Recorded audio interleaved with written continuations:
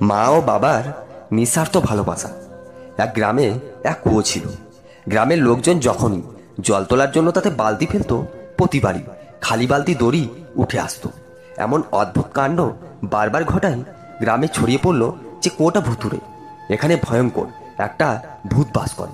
কিন্তু এভাবে আর কদিন চলে? তাদের জল সংগ্রহ করতে হবে, এর একটা বিহিত করা দরকার। কিন্তু কুয়োতে নামবে কে? কেউ সহজে রাজি হচ্ছে না। এমন সময় এক যুবক কুয়োতে নামতে রাজি হলো।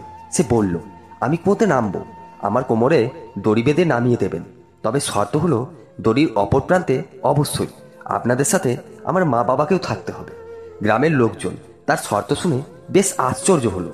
গ্রামের শক্তিশালী এতগুলো মানুষ থাকতে তার বাবা মাকে লাগবে কেন? প্রথমে তারা যুবককে বিষয়টা বোঝাতে চেষ্টা করল। মা বাবা বলল, নামিস না খোকা, ভূত প্রেত থাকতেও পারে। কিন্তু যুবকের এক কথা, সে নামবে এবং অবশ্যই গ্রামের লোকজনের সাথে মা বাবাকেও বিশ্বাস রাখতে হবে। অবশেষে এই শর্তে সবাই রাজি হলো। সবাই মিলে যুবককে কুয়োতে নামিয়ে দিল।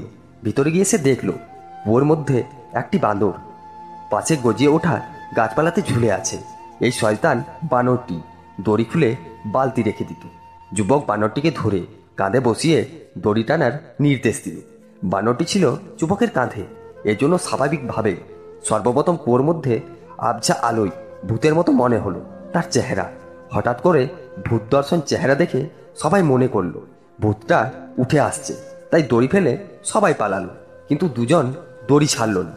তার মা ও বাবা বহু কষ্টে ছেলেকে টেনে তুলল পড়ে। ফলে তার ছেলে নিশ্চিত মৃত্যুর হাত থেকে বেঁচে গেল।